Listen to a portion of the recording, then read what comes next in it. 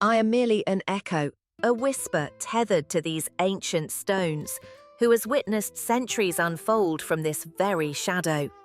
Dynasties bloom and wither, bloodlines intertwine and sever. A panorama observed not with fleeting glance, but with the patient gaze of ages. And what I tell you now, nobody was supposed to hear this. They say the Sultan desires beauty, power, conquest. They speak of the treasures he accumulates, the vastness of his harem, the thunder of his armies. They are mistaken, they lie. His true hunger is far older, far colder than lust or land. It is for a silence that can only be bought with blood. Do you understand?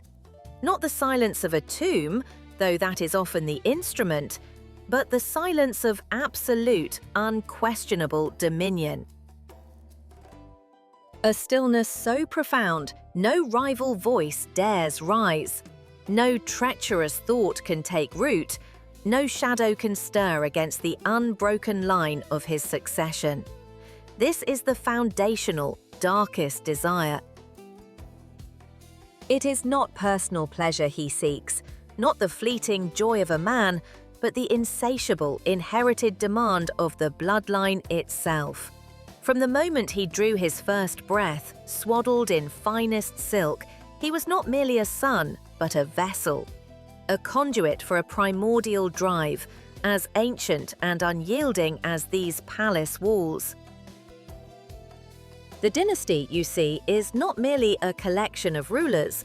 It is a living, breathing entity with its own ruthless will. And its will is to endure, to stretch its silken thread of power across generations, unbroken, unmarred. Every choice the Sultan makes, every glance he casts, every word he utters, even the very breath he draws, is dictated by this crushing burden, this unspoken oath sworn not to a god, but to the spectral faces of his ancestors. To secure the dynasty, to ensure its survival, its absolute silence over all potential rivals, he must become the instrument of its will. He is not a man who chooses his desires, he is chosen by them. The rhythm of his life, heavy and slow, beats to this inescapable fate. It is a hunger that demands, not merely takes.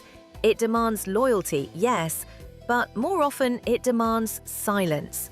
A silence that requires severance, that whispers of betrayal and the swift, silent work of poison. Look closely at the throne in the chamber, not as a seat of power, but as a monument to this relentless appetite. Its sheer, unyielding mass reflects his solitary burden. Its ancient obsidian-like stones absorb every secret, every whispered threat, every drop of blood spilled in its name. It is not an adornment, it is the true heart of this empire, pulsing with a hunger for absolute, terrifying silence. And the Sultan, our magnificent Sultan, is but its willing hand.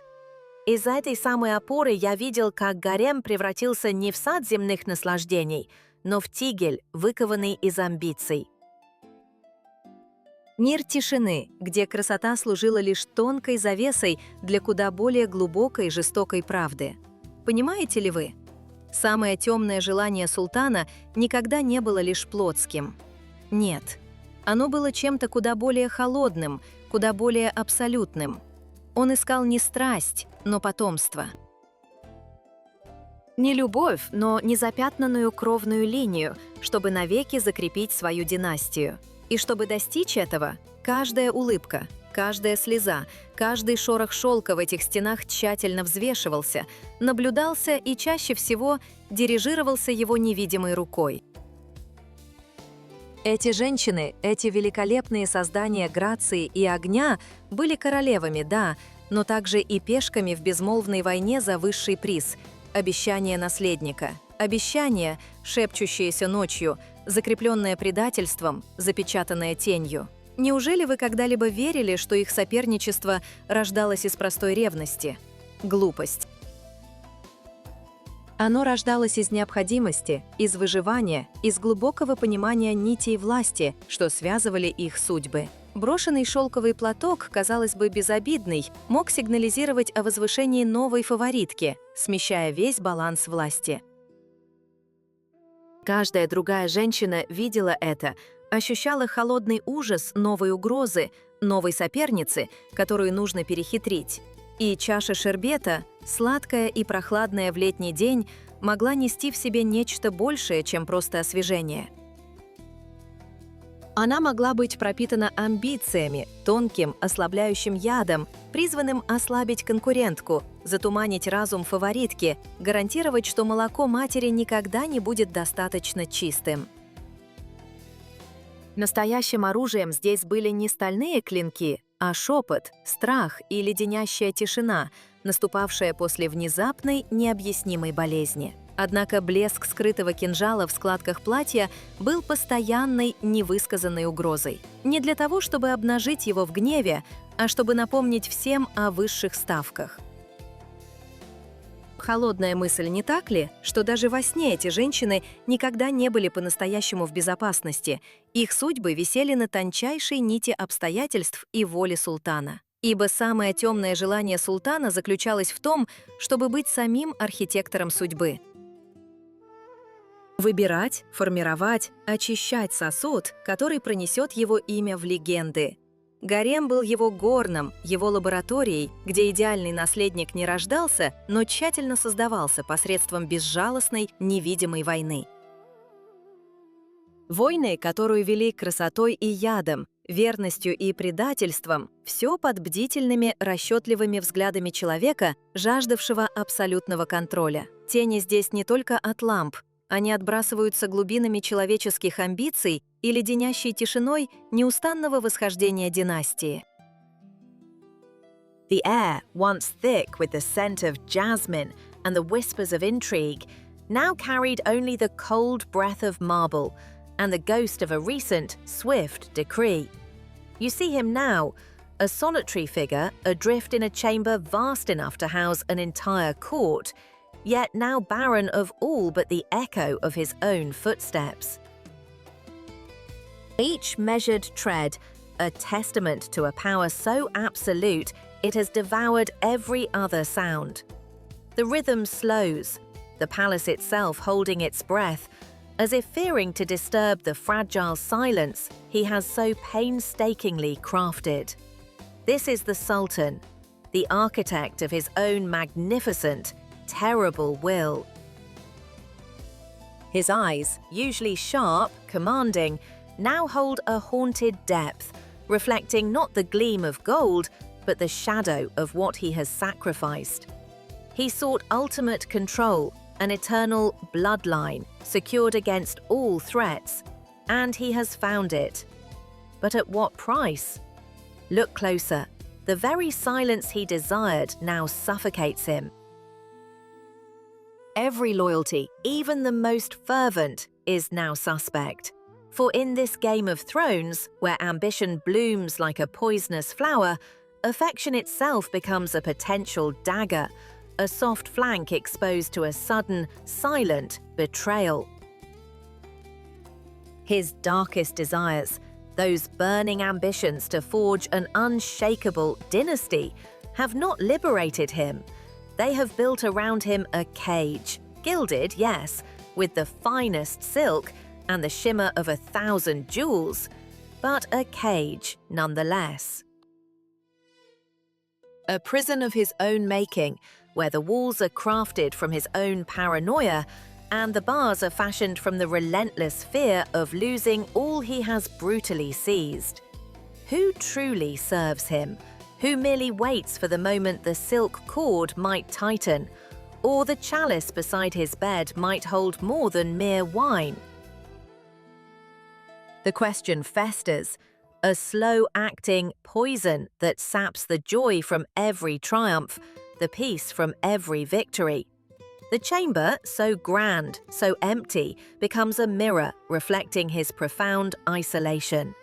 Beside his bed, an untouched chalice of wine. A small telling detail, isn't it? For in this golden cage, even simple pleasures become suspect. A moment of true peace, an invitation to a silent end. He desired an eternal legacy. He achieved it, but only to find himself its first and most profound prisoner. The weight of the crown, not upon his head, but in the air he breathes, pressing down with the enormity of his solitude. He walks through the shadows of his own dominion, a man consumed by the very power he craved, utterly alone.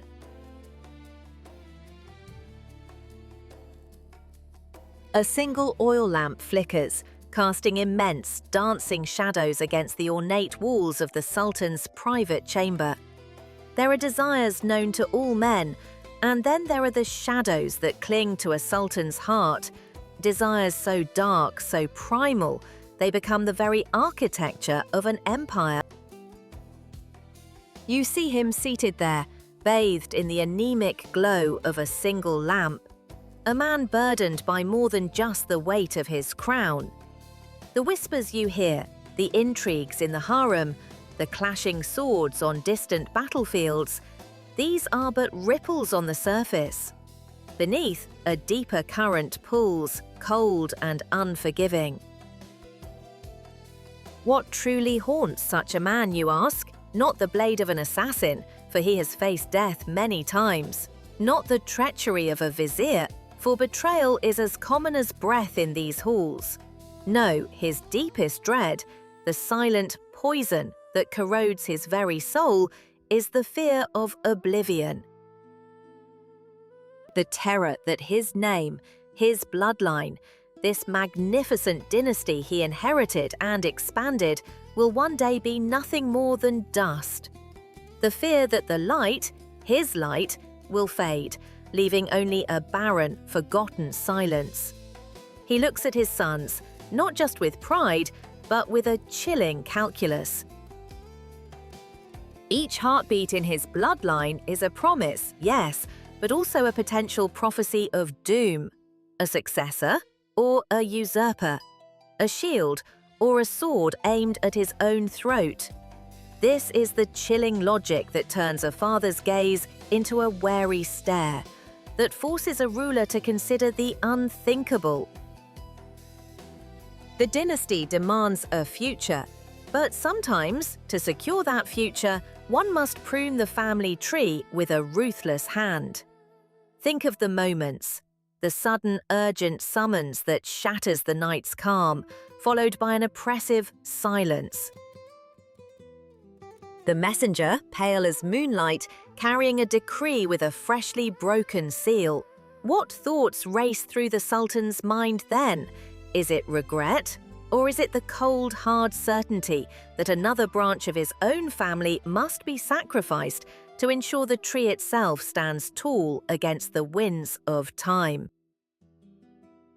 It is a gamble, every time, played with the lives of his own flesh and blood. The flickering flame of that lamp, it mirrors his own precarious grasp on eternity. It dances, threatens to extinguish, and in its fragile light, he sees the ghosts of empires past, their names swallowed by the sands. He will not be one of them, not on his watch. And if that means the silk must be tightened around a brother's neck, or a chalice of poison offered to a nephew whose ambition burns too brightly, then so be it. This, my friends, is not malice. This is the desperate, primal scream of a sultan fighting against the fading light, against the ultimate betrayal of history, to be forgotten. And in that desperate struggle, no one, not even his dearest kin, is safe from the long, cold shadow of his fear. Вы стоите здесь, за этим самым столпом, и думаете, что все закончилось? Что султан в зените своей власти наконец утолил свою жажду? Он завоевал земли, подчинил волю, возвысил свой род до небес. Его кровная линия казалась незыблемой, его династия – вечной. Золото текло рекой, а шелковые одеяния его жен скрывали все тени. Но слушайте внимательно, ибо истина не в триумфах, а в тишине, что следует за ними. Темнейшие желания, мои дамы, это не пункт назначения, это неутолимая жажда. Она не угасает с каждой победой, с каждым рождением наследника. Напротив, она лишь разрастается, превращаясь в нечто куда более зловещее. Вы видели его глаза? Даже в моменты кажущегося удовлетворения там мерцала тень беспокойства. Это не страх утраты, нет, это жажда большего. Больше контроля, больше уверенности, больше вечности. Эта ненасытная потребность, словно тихий яд, проникала в каждую пору его души. Она съедала его изнутри, делая каждое достижение лишь временным передышкой перед новой, еще более глубокой пропастью. Именно эта жажда порождала предательство, которое он совершал, и те, что ему приходилось переживать. Именно она вынуждала его прятаться в тени, даже когда он сидел на троне, озаренный светом. И вот перед вами финальная сцена. Трон, некогда столь могущественный, теперь пуст. Он ждет. Безмолвный, но с такой пронзительной силой, что кажется, будто сам воздух вокруг него сгущается. В огромном эхом наполненном коридоре, где когда-то звенел смех и шелестел шелковый шаг интриганок, лежит забытая детская игрушка. Маленький, невинный свидетель того, как жизни приносятся в жертву великому замыслу. И тогда едва слышный звук. Сквозь толстые стены, сквозь завесу прошлого доносится слабый, хрупкий крик. Крик новорожденного, крик нового наследника. Кровная линия продолжается, но вместе с ней передается и это проклятие, это вечная неутолимая жажда. Цикл возобновился. Занавес опускается не на конец, а на начало. Начало новой жертвы. После всего золота и крови, после всех интриг и предательств, остается лишь одно – вечная, призрачная тишина. Тишина, которая преследует каждую династию, каждый трон, ожидающий своего следующего обреченного правителя. И в этой тишине, мои дамы, заключена истинная, темнейшая правда о желаниях султана. Они никогда не утоляются, никогда.